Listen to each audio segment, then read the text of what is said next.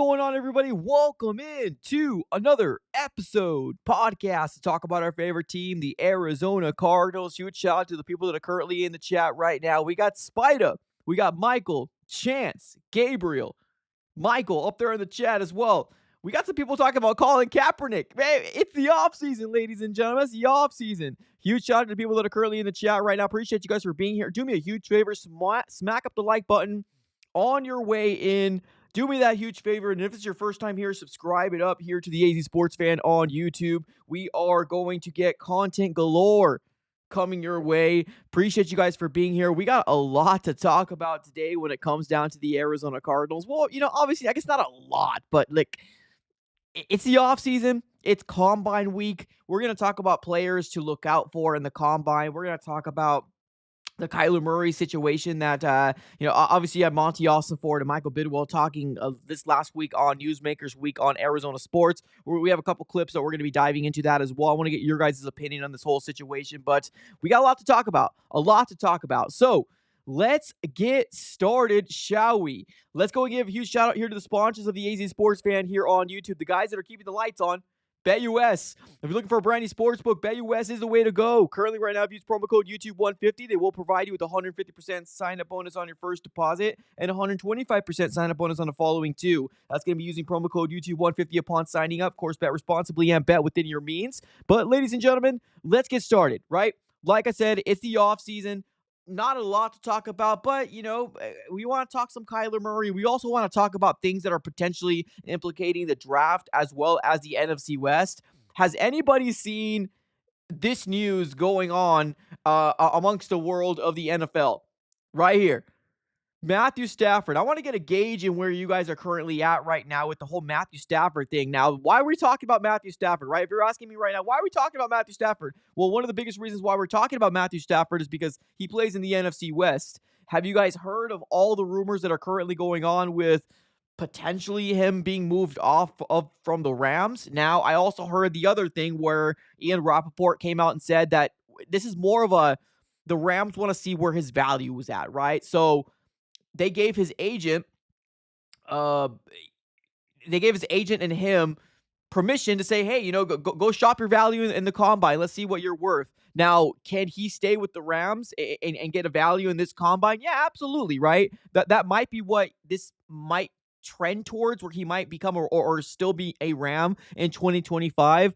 But let's call it like it is. Matthew Stafford right now is probably one of the best quarterbacks in the NFC. Unfortunately, he plays in our division. So I would love nothing more for him to go to an absolute other team, in my opinion. But we got 4 teams that are already interested, according to Albert Breer, and it's the Giants, the Browns, the Steelers, and the Raiders as well. So what do you guys say? Do you think that Matthew Stafford is going to find his way into another team in 2025? Let me know in the comments below. We got my guy Thor in the chat, says Matthew Stafford is too old. Well, I mean, Matthew Stafford, and I don't know if you agree with me, Thor, but I still do think he's the best quarterback in the NFC West. I still do. I think he's accomplished the most in the NFC West over Geno, unfortunately over Kyler, and then over Brock Purdy as well. So, yeah, he's getting up there in age, and I think right now where there's some Rams fans that are kind of, oh, is he going to move? Is he not going to move? Is like, what is he worth, right? And I think that might be what the confusion part is out there. Like, we don't know what he's worth, right? He's up there in age, but he's still doing it. Like, he took the Rams to the playoffs. I mean, but I don't know. Is he worth the first round pick? Is he worth the second round pick? We don't know, right? And I think that's one of the main reasons why the Rams said, okay, test your value out there and come back to us and tell us what they're willing to provide. Because I don't know if you guys also heard, but Matthew Stafford might be wanting to get paid upwards of $50 million per year. That's a lot of money. That's a lot of money there, ladies and gentlemen. So we'll have to kind of wait and see how that shakes out. But there's that. And not just that, there's also the thought of, you guys, anybody see this? Anybody see this? Now, shout out here to the Rookie Watch here on X/Twitter. There was a report coming out here, or I guess you call it report, but Shedeur Sanders is reportedly not the type of quarterback the majority of the NFL teams are looking for right now, according to Mel Kiper. Like, Can we see Shedeur Sanders fall out of the top 5? I don't know, right? I don't know. We might be living in a world where this is all smoke screens, but let me ask you a serious question here, ladies and gentlemen. A serious question. Serious question. Cardinal fans, is anybody interested in potentially Shedeur Sanders at 16? If he falls, I'm going to come out here and say no. Personally, I don't think any quarterback the Cardinals should go after in any sense of the imagination, especially at the 16th overall spot. But we've seen crazy things happen in the NFL, right? We've seen crazy things happen in the NFL. So let me ask you guys this, right? Should the Cardinals potentially go after him if he drops to 16? Now, will he drop to 16? Probably not, right? Maybe out of the top 10, there's a slight possibility, but there's going to be a team most likely trading up for him. But hearing this, it's just throwing a wrench in the drama that the NFL world is already in, right? We love it, man. We love it. Give me more. Give me more. So there's that. I still think he's going to be top 5, top 6, maybe even top 7, but you see a lot of these things come around, especially around this time, to try to throw a wrench in other people's plans, right? I don't know if you guys remember, but last time we did a podcast, we were talking about James Pierce Jr., right? Like, oh man, here goes the Eagles. They're going to land him because he's going to fall all the way to the end of the first round. We're seeing things like this, and it's a risk. The draft's a risk at the end of the day. So I'm curious to figure out what your guys' thoughts are. Do you potentially want a Shedeur Sanders? Let me know here in the comments below. And while we wait for those comments to kind of start flooding in, let me go ahead and read some comments here. We got Eddie in the chat saying, as old as Stafford is, he's better than Kyler. Yeah, I don't think there's a debate there. I don't know. I don't think that's too much of a hot take. I think, or at least with me, I'm right there with you, man. If there's anybody in the comment section saying Kyler's better than Stafford, we might need to get them checked because that's not true. Does he have a longer time to play? I mean, we'll see, right? We'll see what happens. But no, Stafford definitely has accomplished a lot more and is the best quarterback in the NFC West. Absolutely. Absolutely. We got Michael in the chat saying no. Okay. Humble Rumble says Lamar Jackson was a late pick. Yes. Okay. Here we go. Humble Rumble will be coming up here saying, okay, he wouldn't mind it at 16 if he drops. All right. Okay. What's up, Luck? Appreciate you for being here. All right. Well, without further ado, let's talk some Cardinals. Let's talk some Cardinals here, ladies and gentlemen. I know that's what we're all here to talk about. Shedeur Sanders, Matthew Stafford, not in the wheelhouse. Okay, we got a couple more comments here. We got RWH saying no Sanders, pick up the best vet QB available as a backup. And then we got Matthew saying if we get a QB, we should move to a pocket passer. I mean, here's the thing.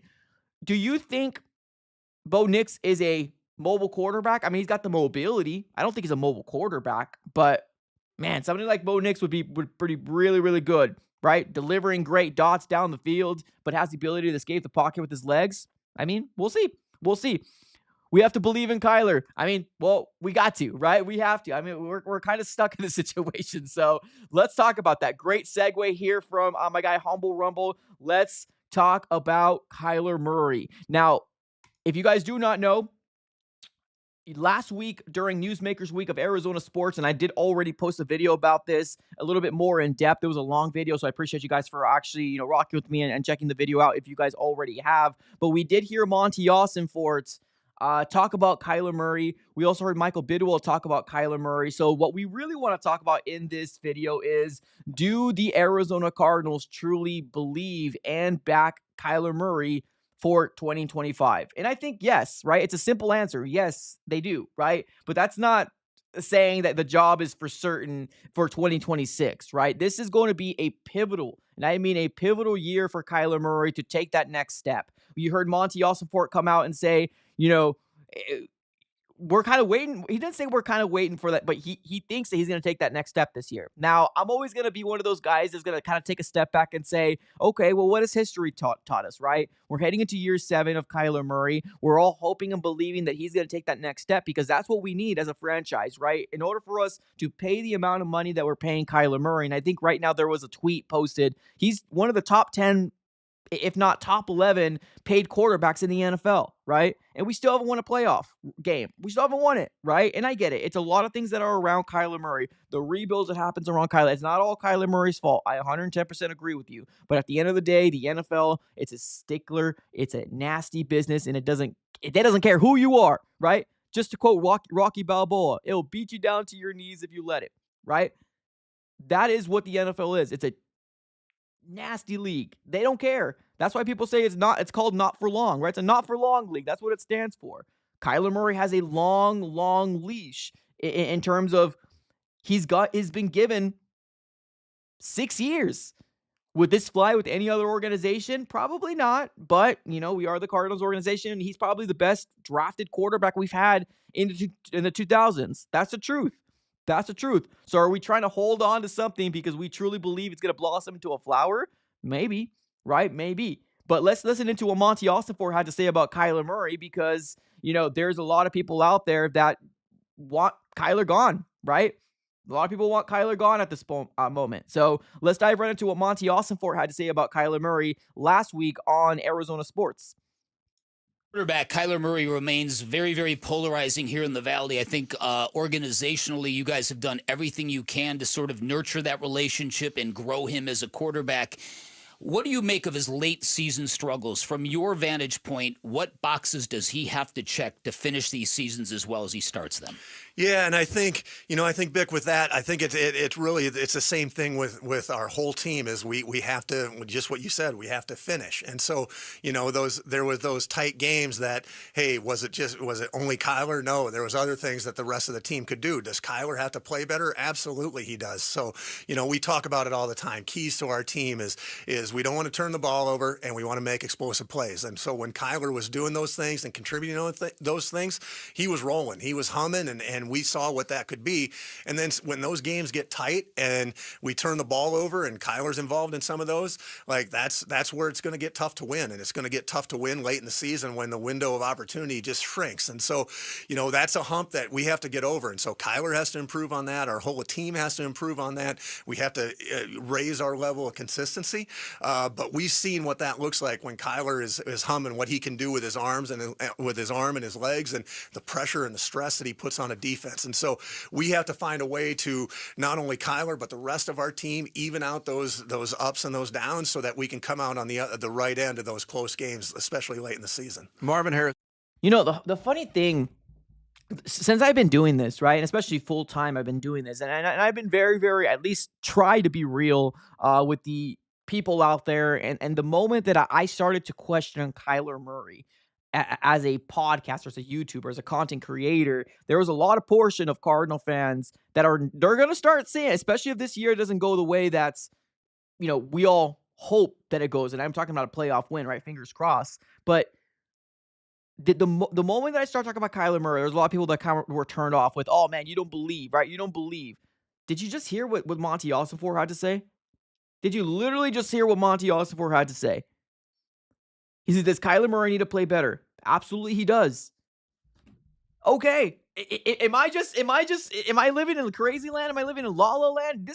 He needs to play better. Absolutely. This is what we've been talking about all freaking year long. But no, you're a hater, Mike. You don't want him to succeed. I've been calling all sorts of different things. I don't want Kyler to succeed. I hate him. No, I don't hate Kyler. I want him to succeed. I want him to be our quarterback of the future. And that's one of the main reasons why when we came into the season, I had such high hopes for him, right?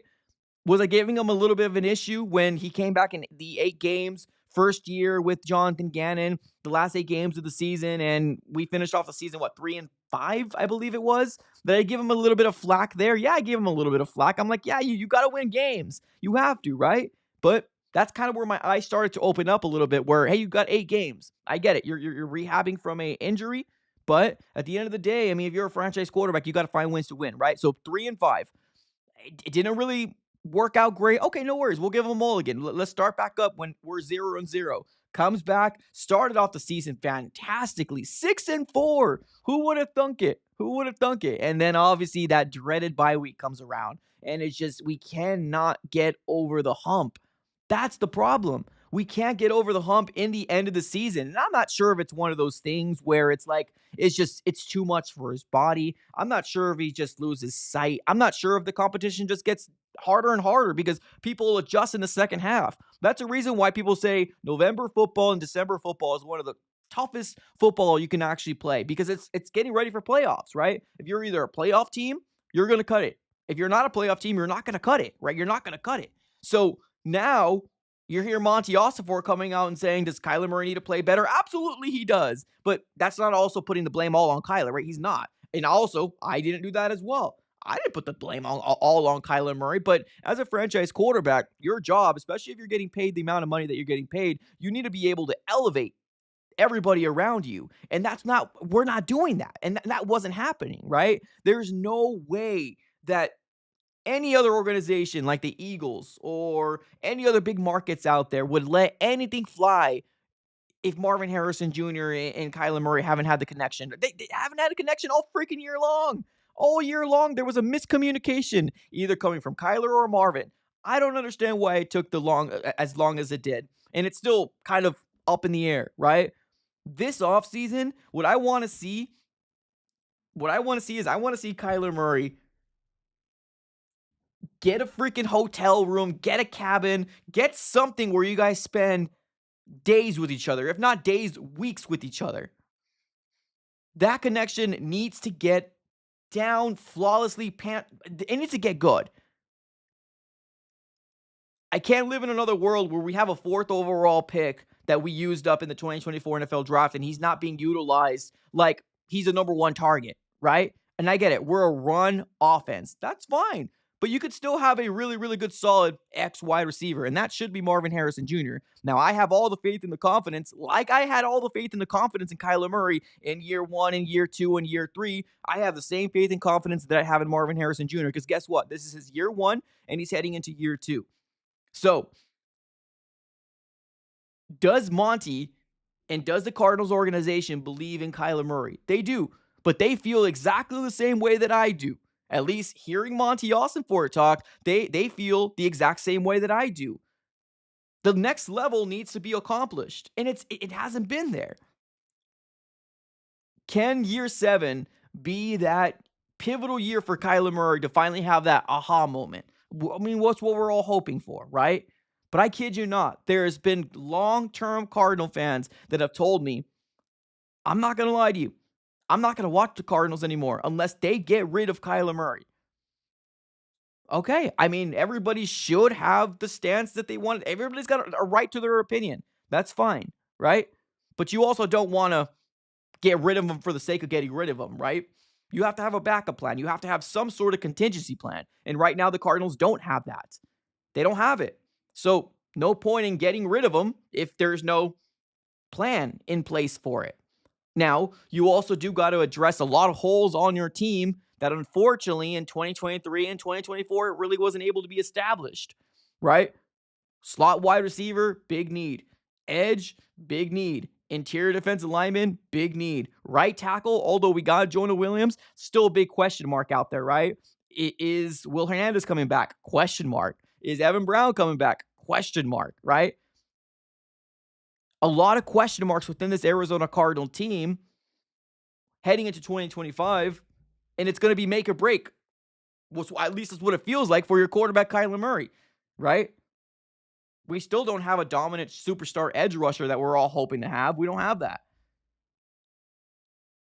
And now question marks surrounding your quarterback. It's not a place that you want to be in. You don't want to be here. So, to answer the question, how do they really feel? I think they feel good. I think they feel good heading to 2025. But if you're not at least thinking about it, right? How do I make the roster better in 2026? Kind of feel like you've kind of failed. Kind of feel like you kind of failed. You got to be able to think 2 steps ahead. And I was really, really hoping that Monty Ossenfort was going to be the guy that was going to succeed and do so much better than Steve Keim. I was really hoping that. Now, Monty Ossenfort, I'm not saying he's not going to be the guy or he's not going to develop into that guy. I mean, he still can be. But right now, Monty Ossenfort, one thing that I like from him that he's better at Keim at, I mean, obviously, with okay, I don't want to get personal, so I'm not going to get there. One thing that I would say that Monty Ossenfort is better with Keim is the fact that drafting. I love the drafts from Monty Ossenfort. I love them. I think they're good. I think they're really good. Can they be better? Yeah, I mean, there's a little bit of room for improvement. He's not the best drafter out there, right? He's not Howie Roseman that everybody falls to his lap, or that's the truth, right? I mean, I guess you could say that he did not go after some guys that Howie Roseman did go after when they were on his lap, but I mean, minor detail, right? Minor detail. I still do like his drafting, right? Free agency, I'm hoping that this year free agency, he can definitely wow us as Cardinals organization, as a Cardinal fan base. I'm hoping this year he does it. I really do. Trades, I still haven't seen a trade that the Cardinals have won. I'm not going to lie to you. Isaiah Simmons, I know a lot of people are out there like, oh, well, Isaiah Simmons was a bust. Isaiah Simmons did this. What we got for him was kibbles, and I get it. We weren't going to use him. We weren't going to use him for anything more than probably special teams when it came down to the relation. It seemed like it soured, right? That's the reason why the Cardinals got rid of him. But still, the trades, nothing is good. I mean, Baron Browning was cool, but like, you traded for a rotational guy. I mean, like, that's it, right? So I'm hoping that Monty Ossenfort heading into year 3 can really show, okay, your development style has been very, very good in the draft, but you got to be able to do all 3. Trades need to be able to be pretty darn good. You need to be able to get key, big-time, change-moving guys in free agency. And then, obviously, you build from the draft. That's what you do. You build from the draft. And it's so funny, because I've been saying you got to build from the draft for years, man. Years and years and years. Since Keim was here. What I want to see from Monty, obviously build from the draft, but you still got to get those big key pieces that you can't fill up in the draft. I would love to see a big time edge rusher come here this offseason. I would love to see a big time interior guy come in here for Monty. You don't have to do a trade, but I mean, if you get one of those top 3 guys out there, Max Crosby, Myles Garrett, or maybe even Micah, that would be huge. Do I see it happening? Probably not. There's probably like a 5% chance any of those happen. Garrett most likely will get dealt. Maybe not to the Cardinals, but fingers crossed it does. Crosby seems like he's kind of coming around to the Raiders organization again. Micah Parsons, they just need to pay him. I don't know where the money's coming from, but they just need to pay him, right? So we'll see. We'll see what it all comes down to. But I do believe that this organization has done everything that they possibly can to cater towards Kyler Murray. They've done everything they can. They really have. Everything they can, they've done to cater to Kyler Murray. Whether it's getting rid of Dobbs the moment he got healthy, no quarterback competition, get rid of him. Right?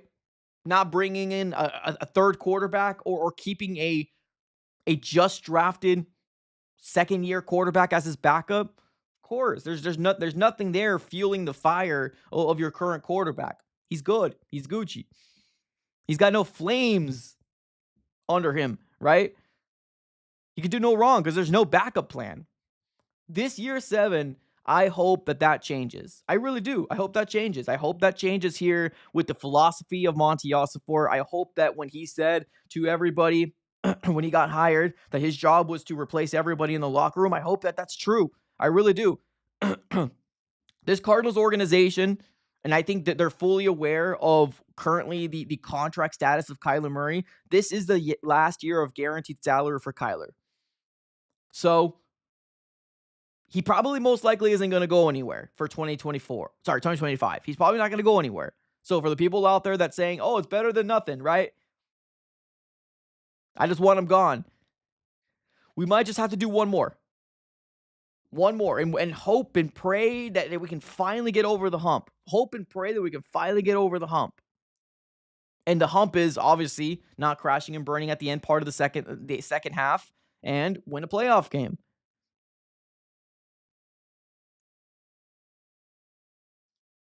So, can this team overall be improved? Of course it can, right? Of course it can. Of course it can. It absolutely can be improved. And that's why I was fighting for it last year, right, in the offseason. But no, it's always an excuse. It's always something. It's always something that comes around. Because I remember after this rebuild started here with Kyler, he wasn't going to play that full season in year 1 of Gannon. We're all cool with that. Dobbs came in, gave us some exciting football here and there, but lost a lot of freaking games, right? Year 2, Kyler Murray comes back fully healthy after playing 8 games, but it's always the same thing. Oh, it's rebuild. It's year 2 and rebuild, Mike. You can't rebuild with your franchise quarterback getting paid the amount of money that he is. Like, Kyler Murray needs everything to be perfect around him, or at least everything to be good around him to be successful. And that's not a knock on Kyler. Most quarterbacks need that, right? With the exception of probably Josh Allen and Patrick Mahomes and Lamar Jackson. Thankfully, we don't have that in our conference, but for the most part, quarterbacks, they need everything to be good, if not perfect, to be good in the NFL. It's a tough game. It's not easy. It ain't easy. So, could Monty have Ossenfort done better in year 2? Of course he could have. Of course he could have. We had money. It's not like we were broke. We had some money to do something, but we just chose not to. Just chose not to do it. That's why when the trade deadline came around, and we got Baron Browning, which, like I said, it's no knock on Baron Browning, but he's not a needle mover, right? It's not one of those guys that's going to give you impactful plays. He'll give you an impact maybe every 3 games, which is not bad for a rotational guy, but like that's what we put our money in. So, could Monty have done a better job in year 2? Yes, he could have. Did the Cardinals organization decide not to? Yes, they decided not to. We had money to do something. We didn't do it. Kyler started off 6-4. Let's not forget that, right? 6-4. Played very, very close with a lot of teams. And I know you can say the same thing for the last, 7 games, right? The last 7 games after the bye week. We were pretty close in some of those teams as well, right? But that's the NFL. You either win those games or you don't win those games. That's the difference. It's the difference in the NFL. You either win them or you don't.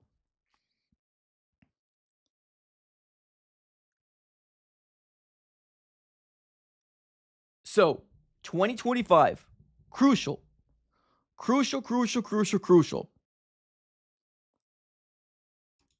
YouTube in the chat says, yep, we don't have a choice. And exactly. Like I said, this is always going to be my stance, right? It's always going to be my stance because it's not like I'm like, oh, yes, or at least to me. There's some Cardinal fans out there that are like, oh, yeah, Kyler's going to take the MVP. Kyler's going to go MVP this year. Cool. Keep thinking that, man. We need people to feel the way that you're feeling. Good. If you feel like Kyler Murray's going to have an MVP year and prove everybody wrong, cool. Good. But in 6 years, he hasn't shown me that he can win a big game. He hasn't shown me that he can win the NFC West. He hasn't shown me all these things as a Cardinal fan for me to get excited about 2025. Of course, come September, I'm going to be pretty ecstatic. But right now, it's rebuilding season, right? It's rebuilding season for your roster to see what 2025 looks like. And I think anything should be on the table. Anything should be on the table. That's why every time I do a mock draft, I'm drafting a quarterback to the Cardinals. I think what we should do is use a draft pick. We should use a draft pick on getting a quarterback. Now, whether that's the 3rd round, 4th round, whatever Monty decides to do, they should go after a QB. Bring something else in here. Bring in something that can make our current quarterback state shake it up. Shake it up.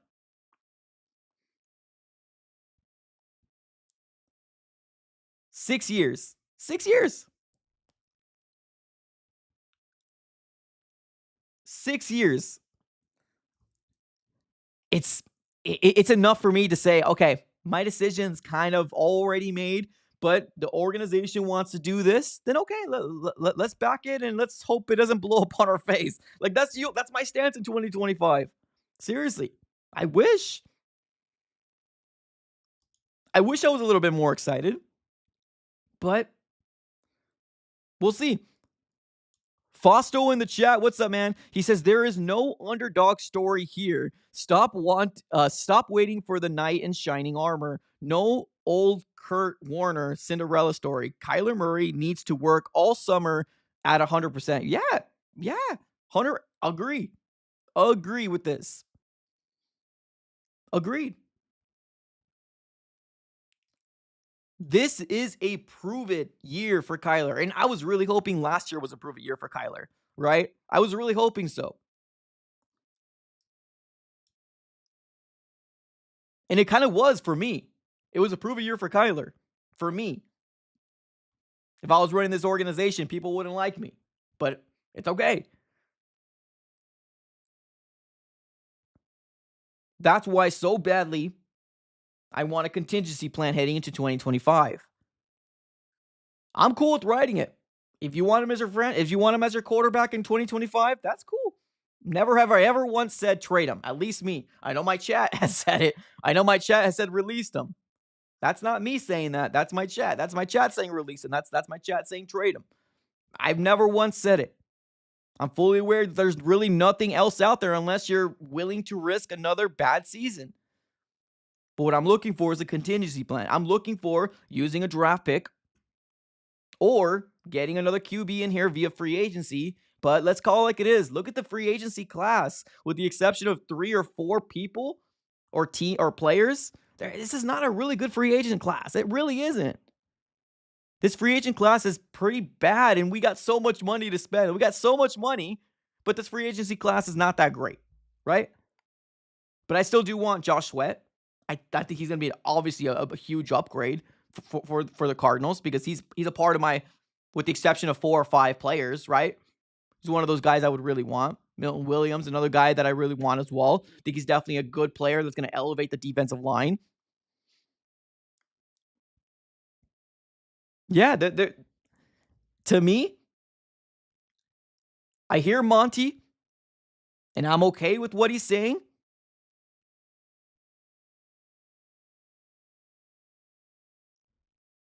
But I do think that it's time to start making that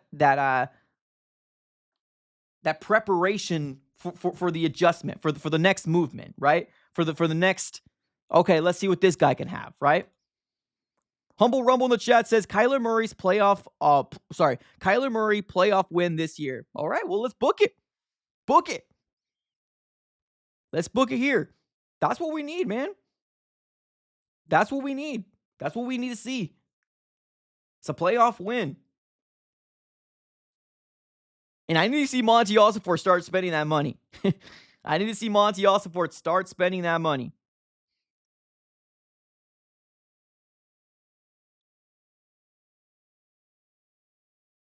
So, not all Kyler. 100% agree with that. But I hope you're right, Humble Rumble. I hope you are right. Because this is what we need for the next step. Can you win a Super Bowl with Kyler?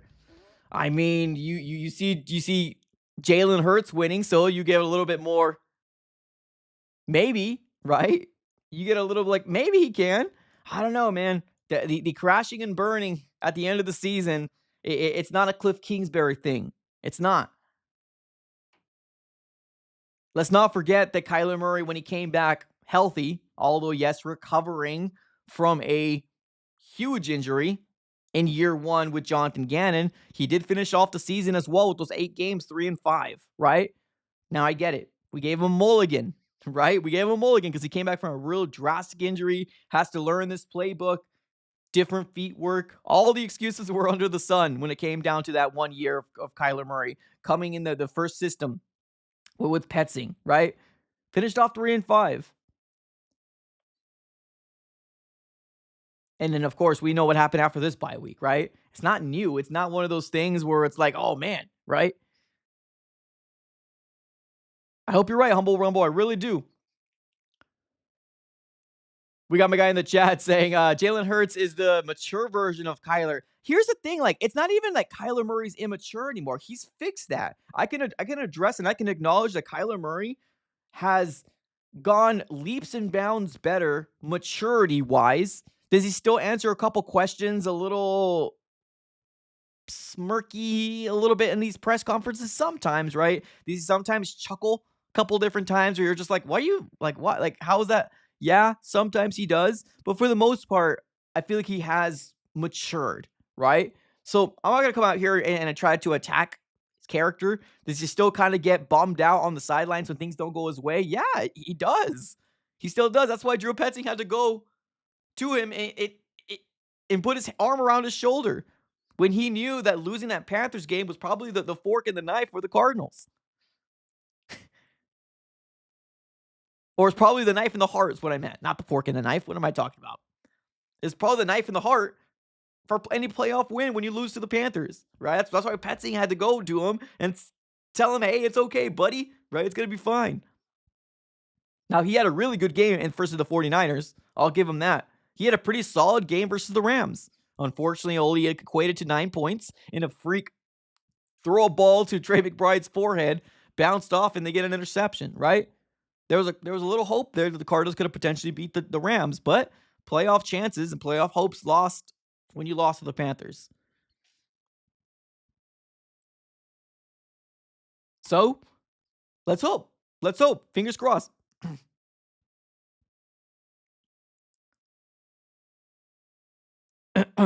We got Phil in the chat saying, been coming on your chat the past 2 years after the season is over and saying we need to trade. Phil in the chat. See?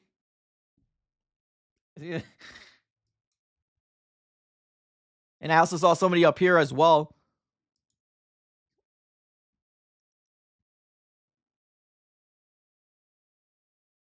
So, right? It's people want him out. People want him gone.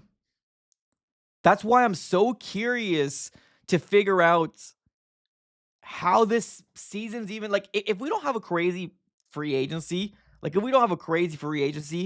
this fan base right now they don't feel excited for year 3 of Jonathan Gannon. And it's not Jonathan Gannon's fault. It isn't.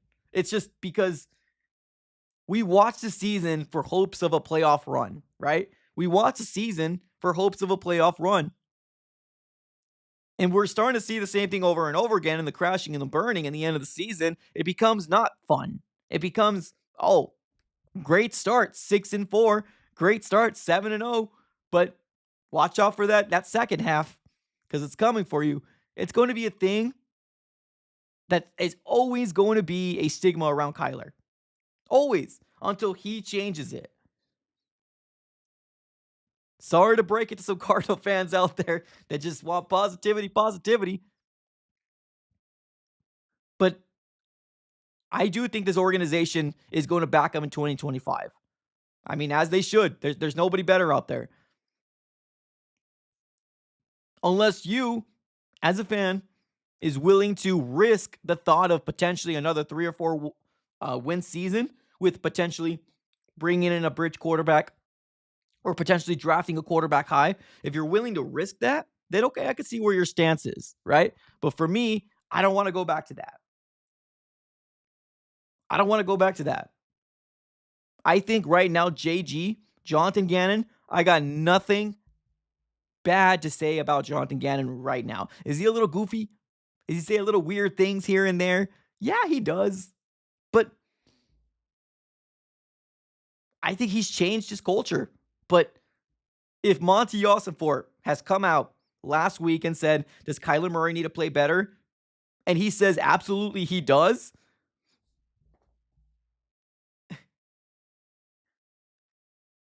But also, obviously, he also did say that it's not all on Kyler, which I've been saying that as well. It's not all on Kyler. But you can't, we can't keep going around the hamster wheel over and over again. We can't. It becomes not fun. It becomes predictable. So, Monty, you got a big job this offseason. A big job this offseason. Starts with you. Starts with you. We got the combine coming around. This week is the combine. We're going to get to that here in a little bit, I promise. We got the combine coming up. I got some players I want the Cardinals to look out for or who I want to look out for in the combine. We'll get to that. Obviously, free agency is going to be massive. We also got the draft coming around. Massive. Got some big things, man. Big things coming ahead. You can help your current state of your franchise quarterback if you just open up the pocketbooks. Take swings. Be active, like you said you're going to be active. But don't be active in getting the guys you got last year. No. Okay, get the guys that are going to make big impacts. Milton, Sweat, guys like that. Smith, if your guard position is in flux, go out there and take a swing.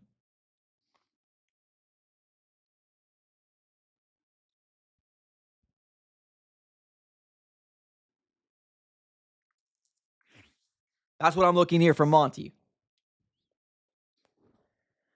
Let's take a couple comments here. Trade for Joe Milton. Joe Milton does look pretty. I ain't gonna lie. Joe Milton does look pretty nice.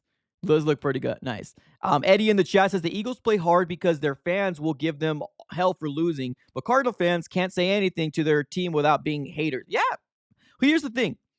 There's a reason why there's a reason why this organization is the way that it is. Like, let's be honest, guys. Let's be honest. There's a reason why this organization is the way that it is. And we allow rebuilds every 5 years, every 4 years when it doesn't work. The fan base isn't a big fan base. And they're patient. And they are okay with mediocrity. Let's call it like it is. The first step to fixing a problem is to acknowledge there's a problem or what that problem is, right? If you got a fan base that is willing to be patient and wait for you to get it right for years, this organization is going to do that. And guess what? That's what the Cardinals have been doing. But there is some excitement that comes to rebuilding, right? There's excitement of getting these new guys and seeing what they do. There's excitement of rebuilding. I'm not saying there's not excitement of rebuilding, but to hear the rebuild over and over and over and over and over and over and over again, it gets frustrating. It gets fans turned off.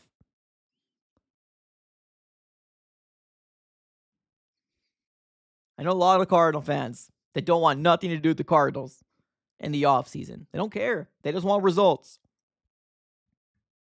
A lot of Cardinal fans don't care what happens in the offseason. They just want results. Let's see. Year 7 is going to be pivotal. Year 7 of Kyler. Year 3 of Jonathan Gannon. Playoffs is the next step. It's next step. And winning a playoff game. Bidwell should sell the team. He's not going to. He ain't going to. Unless we have a billionaire in our pocket. Jeff Bezos or something like that that's going to be able to buy this organization. It just ain't going to die. I know it starts at the top. I know he's probably the main problem. Is he better than his dad was? Yeah, he's better than his dad is, but that's not really saying a lot, right? It's not like it's a massive upgrade. It's just better. It's a 20% better that he's owned this organization since his dad. I'll give him that. But it's not enough to cover the spread. It's not enough to make drastic changes, right? So there's that. So let's see what happens. All right, let's talk about something good here. Let's talk about some exciting. Let's talk about some non-negative stuff. Mike, you're too negative. Mike, you are way too negative in an off season. I'm not being negative. I'm just being real. Well, let's start the combine talks.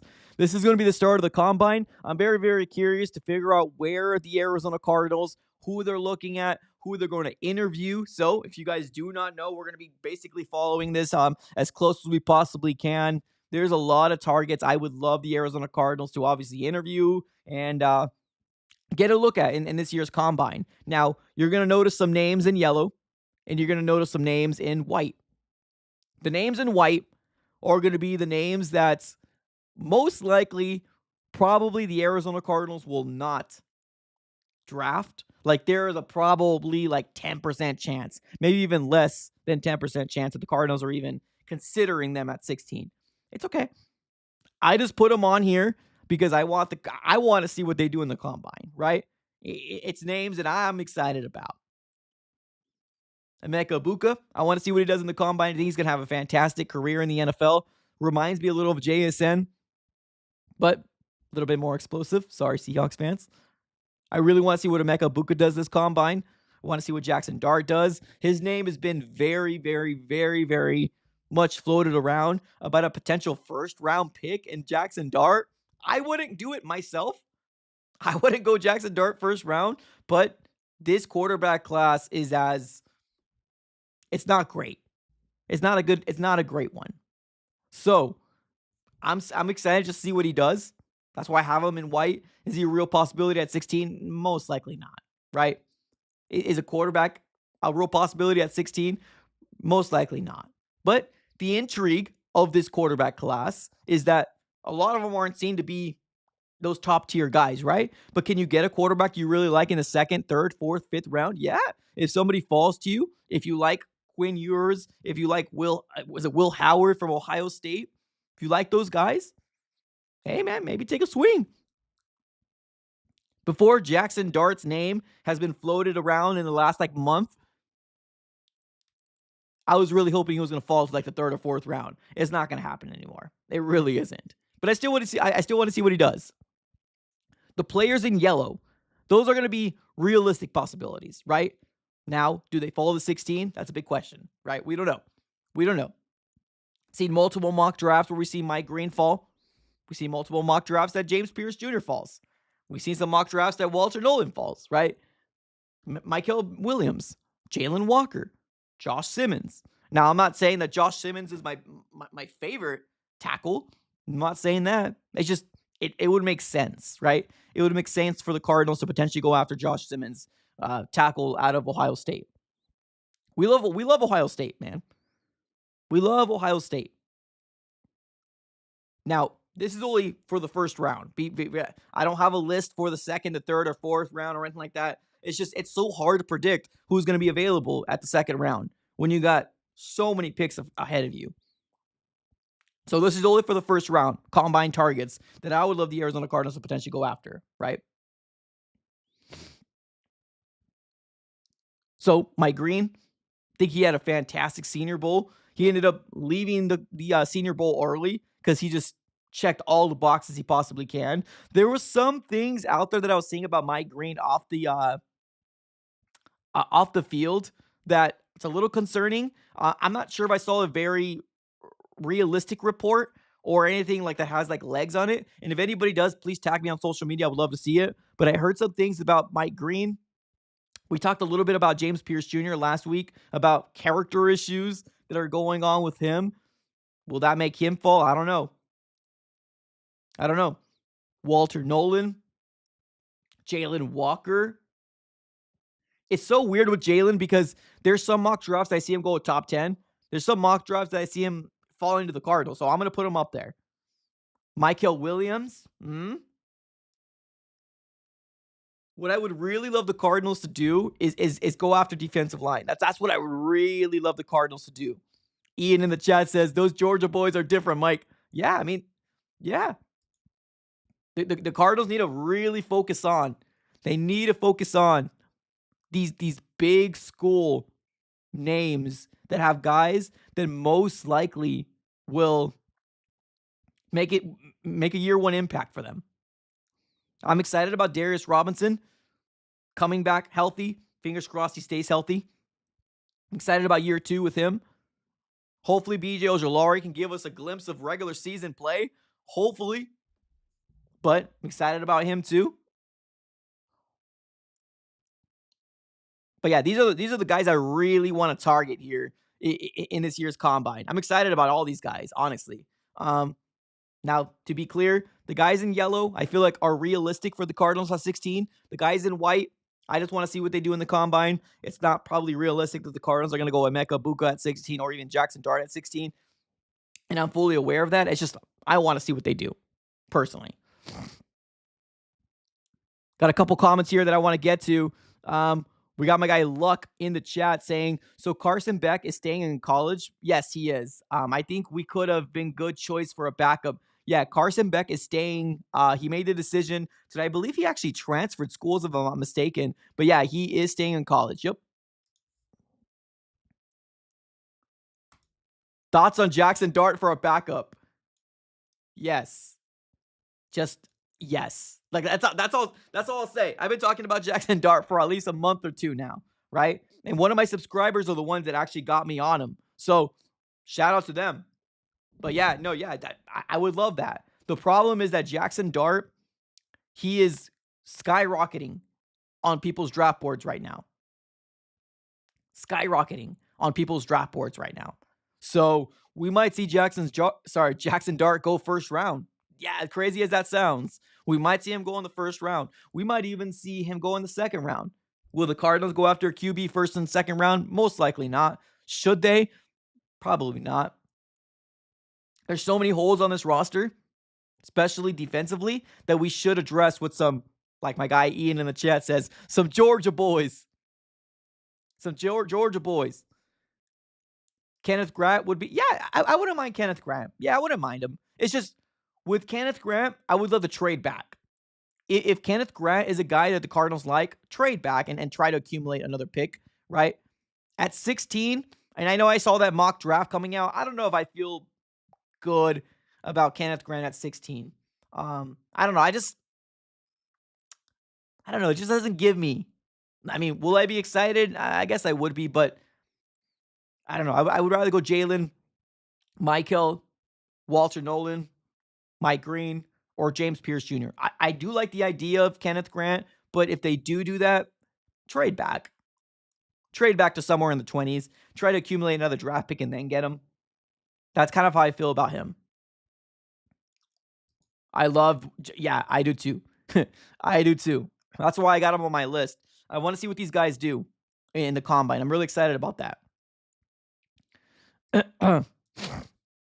Michael in the chat says everything's gonna come the most from Kyler and Petzing this year. Enough is enough, I guess. I don't know what this comment means, Michael, but I appreciate you. Everything's gonna come. Well, I mean, if you're saying this is make or break for Kyler and maybe Petzing, yeah, I'll give you Kyler for this. Is make or break for Kyler for sure. Do you think the Cardinals take a chance on Scadaboo? I don't know. Like, I like the idea of it just because ASU, right? And he seems like a really good running back. I just don't know if the Cardinals will do it. I just don't know. And he might be a third-round pick. I mean, unless they don't think that Trey Benson is going to be a guy that's going to develop, which I still like Trey Benson myself, but I don't know. I just don't see him doing that. They just extended James. Now, I get it. James Conner's up there in age, right? Or, I mean, for a football player, because I'm in my 30s too, and I'm not going to say I'm up there in age, but for a football player, especially a football running back, right? He's up there in age, but I don't know. I just don't see him do it. If they do, I wouldn't be mad. I wouldn't be mad. I like Scadaboo. I think he's very fascinating player. But keep in mind, these combine targets are going to be for the first round. So I don't have second, I don't have third rounders. There's still a lot of people I'm going to keep my eyes on in this coming combine. Really, really excited to see what the Cardinals are going to do, who they're going to meet with. If the Cardinals meet with Jackson Dart, there's a video coming, yo. There's a video coming. I'm just going to tell you that right now. There's a video coming. But what the Cardinals should do is they probably should go defensive line in the first round. They probably should do that. Nino says, are you guys confident that Petzing can open up this offense? I'm more skeptical of him than Kyler. We saw what K1 and Cliff could do. Well, I mean, and it's a tough topic, right? Because I know I don't know if you're a Suns fan, Nino. I don't know if you're a Suns fan, but we already see Suns fans talking about firing this next coach, right? Which is Budenholzer, right? Mike, how many times you got to go through coaches, right? How many times? Like, at some point, what we're all really hoping for is for Kyler Murray to come back to that MVP level. That's what we're all hoping for, right? But, I mean, one thing that we do know from Kyler is that the second half of the season isn't very kind to Kyler at all. So, to be absolutely frank, I don't see Petzing going anywhere unless there's a completely terrible offense where it's like you're only putting up like 150 yards a game and you only average like 14, 15 points a game. Like, I don't see Petzing going anywhere. I don't see him going anywhere. I really don't. Now, can they both get the boot in 2026 if things don't go well? Yeah, they probably can, right? I'm not sitting here defending Petzing. I really got no skin in the game when it comes down to protect. There's nothing for me there. I like the fact that he has one of the best run games, but is that James Conner or is that his scheme? We don't know. James Conner looked really, really good, had really good numbers until unfortunately he got hurt. So I don't know. My mind isn't going to Scadaboo. It's the I'm sorry, not Scadaboo. Wow, to Petzing. My God, I saw my guy here with the comment, and my mind went to that. My mind isn't even thinking about when should we fire Petzing. It really isn't. But yeah, there's definitely something we're going to be watching for sure in 2025. Ian in the chat says maybe Scat in the fourth if he falls. If he falls, I know sometimes running backs, it's so weird to predict where running backs go because like it almost kind of seems like it's trends, right? It's trends in the NFL. Do y'all remember when running backs weren't a big like value? But like when you see a year that Saquon had, and you see a year that Derrick Henry continuously does it again. Now, how long can he do that for? We'll have to kind of wait and see. But you're seeing these running backs. It seems like values for the running backs are going up. James Cook had an unbelievable year, right? He wants to get paid, what, like 15 mil a year? Is that going to happen? I don't know, right? But it almost kind of seems like the value of running backs is coming back. But that's it, man. That's the NFL. It's trends. It's trends. That's what happens.